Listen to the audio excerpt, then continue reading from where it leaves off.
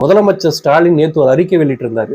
அந்த அறிக்கையில் அவர் என்ன சொல்லியிருந்தார் அப்படின்னு கேட்டோம்னா, நிதிக்காக இனமானத்தை அடமானம் வைத்து வெகுமானம் பெறக்கூடிய ஆட்சியாளர் இது. தடைகளை தகர்த்தெறியும் தடந்தோல் கொண்ட திராவிட மாடல் ஆட்சி இது. இது பணத்திற்கான பிரச்சனை அல்ல, ஒரு இனத்திற்கான பிரச்சனை. தமிழ் காக்க, தமிழ்நாட்டின் உரிமைகளை நிலைநாட்ட, தமிழினம் உயர, மாநில சுயாட்சியை உறுதி செய்ய மிக விரைவில் ஒரு அறிவிப்பை நாங்கள் வெளியிட இருக்கிறோம் அப்படின்னு சொல்லி அந்த அறிக்கையை வெளியிட்டிருந்தார். இந்த அறிக்கை மத்தியில் ஆளக்கூடிய பாரதிய ஜனதா ஆட்சிக்கு ஒரு அச்சுறுத்தலாகவும் பயமுறுத்தக்கூடிய ஒரு சூசகமான அறிக்கையா தான் நான் பார்க்குறேன். ஏன் அப்படின்னு கேட்டோம்னா, கொஞ்ச நாளைக்கு முன்னாடி மத்திய அமைச்சரவையில் இருக்கக்கூடிய அமைச்சர் ஒருத்தர் இந்த மும்மொழி கொள்கை ஏற்று இந்தியை படித்தால்தான் 2152 கோடி ரூபாயை பள்ளி கல்வித்துறைக்கு நான் ஒதுக்குவேன் அப்படின்னு சொல்லி பார்த்தோன்னா ஒரு அறிக்கை வெளியிட்டிருந்தாரு. அதை எதிர்த்து தான், அதை கண்டிக்கும் விதமாக தான் முதலமைச்சருடைய அந்த அறிக்கை இருக்கா நான் பார்க்குறேன். ஏன் தமிழ்நாடு மும்மொழி கொள்கை ஏற்க மறுக்குது? ஏன் தமிழ்நாடு இருமொழி கொள்கை தான் வேணும்னு அடம் பிடிக்குது? அதுக்கான அரசியல் காரணங்கள் என்ன, அதுக்கான வரலாறுகள் என்ன, அதை பத்தி தான் இந்த வீடியோவில் நம்ம பார்க்க போறோம். வாங்க, இது ஓயாதலைகள் 96.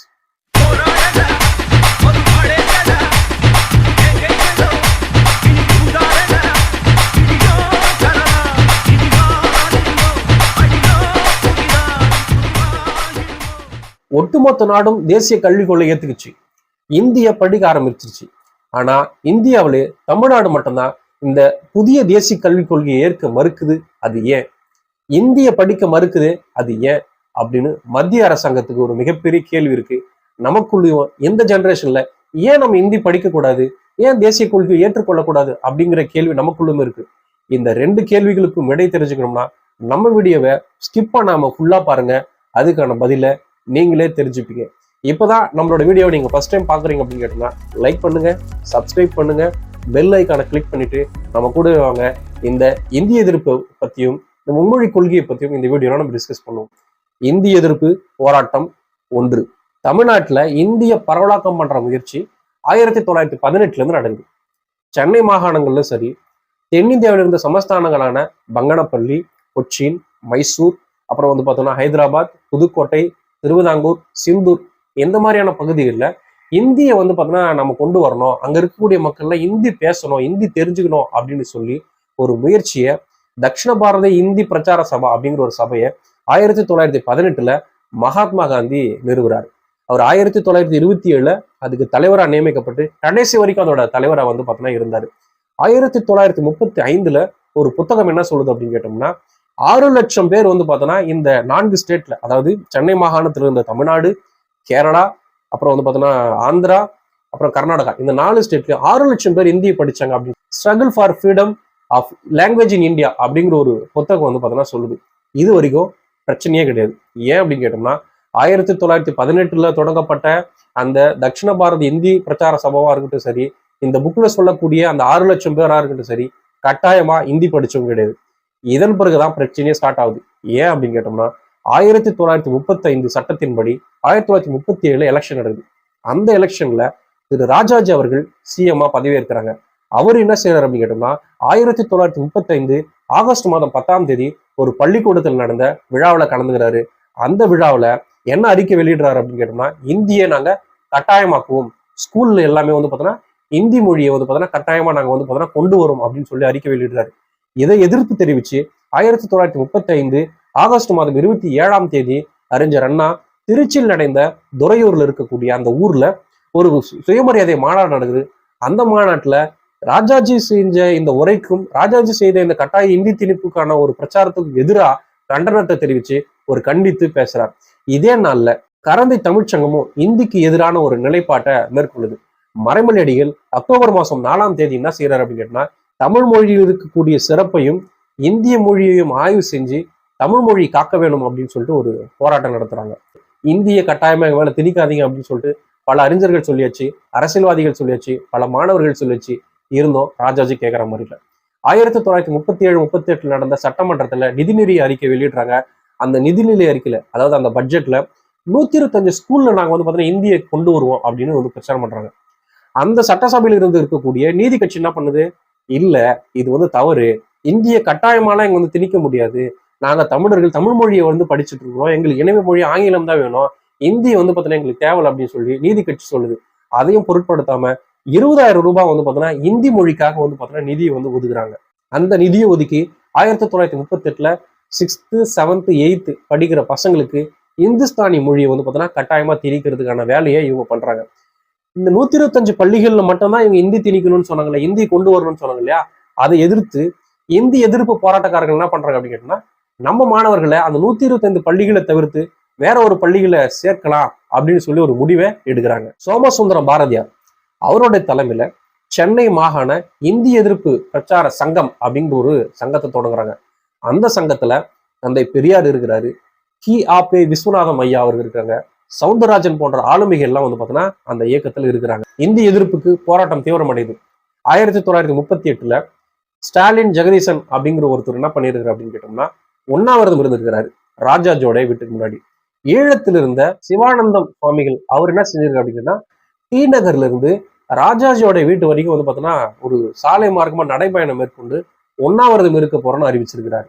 அதன் பிறகு பல்லடம் பொன்னுசாமி அப்படிங்கிற ஒருத்தரும் உண்ணாவிரதத்தை அறிவிச்சு பல போராட்டங்கள் வந்து பார்த்தீங்கன்னா அந்த காலகட்டத்தில் நடந்த ஒரு முயற்சியா நடந்திருக்கு. இந்த மாதிரி மறைமலை அடிகள் சொல்லியாச்சு, சோமசுந்தர பாரதியார் தலைமையில இந்தி பிரச்சாரத்துக்கு எதிராக ஒரு இயக்கம் தொடங்கியாச்சு, தமிழறிஞர்கள் எல்லாமே சொல்லியாச்சு, பல்லடம் பொன்னுசாமியில தொடங்கி ஸ்டாலின் ஜெகதீசன்ல தொடங்கி பல பேர் உண்ணாவிரதம் இருக்க ஆரம்பிச்சிட்டாங்க.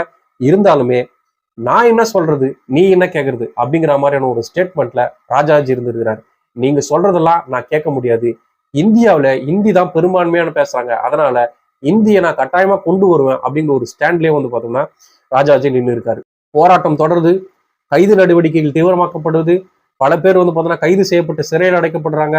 எங்க போனாலும் ராஜாஜிக்கு கருப்பு கொடி காட்டப்படுது. அறிஞர் அண்ணா கைது செய்யப்பட்டு 4 மாதங்கள் சிறை தண்டனை அனுபவிக்கிறாரு. தந்தை பெரியார் கைது செய்யப்பட்டு 1.5 மாதங்கள் சிறைகள் அடைக்கப்படுறாரு. இதுக்கிடையில தான் இந்த இந்தி எதிர்ப்புல 2 பேர் வீர மரணம் அடைகிறாங்க. ஒண்ணு நடராஜன், இன்னொன்னு தாளமுத்து. சிறையிலேயே ஜனவரி மாதம் 15ஆம் தேதி 1939ல பூர்வக்குடி தமிழராக்கக்கூடிய நடராஜன் காலம் ஆகிறாரு. அதே மாதிரி 1939ல மார்ச் மாசம் 16ஆம் தேதி தாளமுத்து அப்படிங்கிற ஒரு சிறையிலேயே வீர மரணம் அடைகிறாரு. போராட்டங்கள் தொடருது, கைது நடவடிக்கைகள் தொடருது, தன் உயிரையும் தியாகம் பண்ற அளவுக்கு வந்து பார்த்தோம்னா தமிழர்கள் முனைஞ்சிட்டு இருக்கிறாங்க. இதுக்கிடையில தான் இந்த 2ஆம் உலகப் போர் வருது. இந்த 2ஆம் உலகப் போர்ல இந்திய தேசிய காங்கிரஸை கலந்து ஆலோசிக்காமலேயே இந்திய படை வீரர்களை அந்த 2ஆம் உலகப் போருக்கு ஆங்கிலேயர்கள் பயன்படுத்திட்டாங்க. அதை எதிர்க்கும் விதமாக, அதை கண்டித்து காங்கிரஸ் கவர்மெண்ட் என்ன பண்ணுது, ராஜினாமா பண்ணுது. அப்படிதான் தமிழ்நாட்டிலும் ராஜாஜி தலைமையிலான காங்கிரஸ் கவர்மெண்ட் வந்து பார்த்தோம்னா இங்க கலைக்கப்படுது.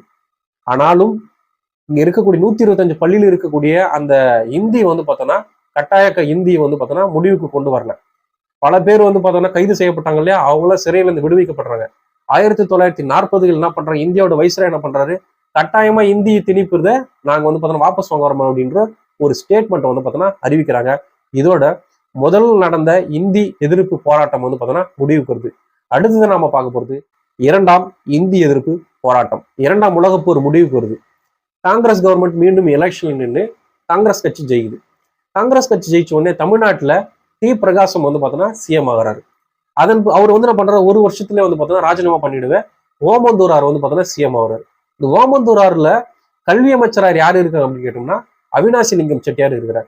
இந்த அவினாசி லிங்கம் செட்டியார் என்ன பண்றாரு அப்படின்னு கேட்டோம்னா, மறுபடியும் கட்டாய இந்தியை வந்து பார்த்தோம்னா நான் வந்து பார்த்தோம்னா ஸ்கூல்ல கொண்டு வரும் அப்படின்ற மாதிரி என்ன அறிக்கை வெளியிடுறாரு.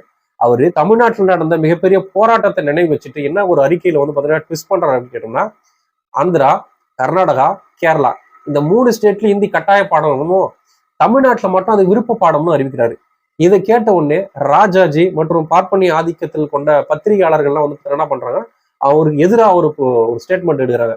ஓமந்தூரா தலைமையில் இருக்கக்கூடிய அவினாசி லிங்கம் செட்டியார் எழுதிய இந்த கொள்கை, அதாவது தமிழ்நாட்டுல இந்தி வந்து பார்த்தீங்கன்னா விருப்ப பாடம் அப்படின்னு சொல்லி எழுதினதை பேசினதை வந்து பார்த்தீங்கன்னா திரும்ப பெறணும், தமிழ்நாட்டில் இந்தி கட்டாயமாக்கணும் அப்படின்னு சொல்லிட்டு ராஜாஜியும் அந்த பத்திரிகைகளை சொன்ன உடனே அவர் ஸ்டேட்மெண்ட்டை வாபஸ் வாங்கிட்டு தமிழ்நாட்டிலையும் இந்தி கட்டாயம்னு ஒரு அறிக்கையை வந்து பார்த்தீங்கன்னா வெளியிடுறாரு. மீண்டும் இந்தி எதிர்ப்புக்கு ஒரு போராட்டத்துக்கு தயாராகுது தமிழ்நாடு. இந்த முறை வந்து பார்த்தோம்னா அறிஞர் அண்ணா வந்து பார்த்தோம்னா இந்த இந்தி எதிர்ப்பு போராட்ட குழுக்கு தலைவர் ஆகிறார். போராட்டம் ஒரு மிக தீவிர அளவுக்கு போயிடுவேன். ஓமந்தூரார் அப்போது சிஎம் இருந்த ஓமந்தூரார் என்ன பண்றாரு அப்படின்னா, தந்தை பெரியாரை கூப்பிட்டு இந்த மாதிரி இந்திய எதிர்ப்பு போராட்டங்கள்லாம் வேணாம், அந்த போராட்டங்களை வாபஸ் பண்ணுங்க, அறிஞர் அண்ணாவை வந்து பார்த்தீங்கன்னா வாபஸ் பண்ண சொல்லுங்க, தமிழ்நாட்டில் நடக்கக்கூடிய திராவிடர் கழகங்களுடைய போராட்டங்கள், மாணவர் போராட்டங்கள், கம்யூனிஸ்ட் போராட்டங்கள், தமிழ் ஆர்வலர் போராட்டங்கள் இது எல்லாமே நிறுத்த சொல்லுங்க அப்படின்னு சொல்லிட்டு ஒரு கோரிக்கை வைக்கிறாரு. அவர் பெரியார் என்ன சொல்றாரு அப்படின்னு கேட்டோம்னா, இது அவங்க அந்தந்த இயக்கங்கள் சார்ந்து, அந்தந்த மாணவர்கள் சார்ந்து, அந்தந்த பொதுமக்கள் சார்ந்து தமிழினத்திற்காக துடிக்கக்கூடிய ஒரு இந்தி போராட்டம். இது தனிப்பட்ட முறையில நான் எதுவுமே செய்ய முடியாது அப்படின்ற மாதிரி ஒரு ஸ்டேட்மெண்ட் கொடுக்குறாரு. அதனால ஓமந்தூரார் பேச்சுவார்த்தை வந்து பார்த்தீங்கன்னா பலனளிக்காம போகுது.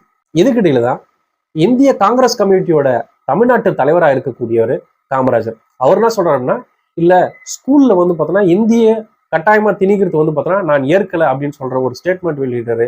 அந்த ஸ்டேட்மெண்ட்டுக்கு பதிலாக தான் ஓமந்தூரார் பள்ளிக்கூடத்தில் இருக்கக்கூடிய அந்த இந்தி எதிர்ப்பை, அந்த இந்தி திணிப்பை கட்டாயமாக்கப்பட்டதை திரும்ப வாபஸ் பெற்றுக்கிறார். இதோட 2ஆம் இந்திய எதிர்ப்பு போர் முடிவுக்கு வருது. அடுத்துதான் நம்ம பார்க்க போறது 3ஆம் இந்திய எதிர்ப்பு. இந்திய அரசியலமைப்பு சட்டம் 1950 ஜனவரி மாதம் 26ஆம் தேதி நடைமுறைக்கு வருது. நடைமுறைக்கு வந்தபோது இந்தியாவுடைய அலுவல் மொழியா எது இருக்கலாம்ன்ற ஒரு விவாதம் நடந்தது. அந்த விவாதத்துல ஒரு 15 ஆண்டுகளுக்கு வந்து பார்த்தோம்னா ஆங்கிலம் அலுவல் மொழியா இருக்கட்டும், 15 ஆண்டுகளுக்கு பிறகு இந்தி அலுவல் மொழியா இருக்கணும் அப்படின்னு ஒரு தீர்மானம் நிறைவேற்றப்படுது. அந்த தீர்மானத்தின் அடிப்படையில் 1965 ஜனவரி மாதம் 26ஆம் தேதியிலிருந்து இந்திய அலுவல் மொழியா கொண்டு வரணும்னு சொல்லி 1963 த லாங்குவேஜ் அபிஷியல் அப்படின்னு ஒரு ஆக்டை வந்து பார்த்தோம்னா கொண்டு வராங்க.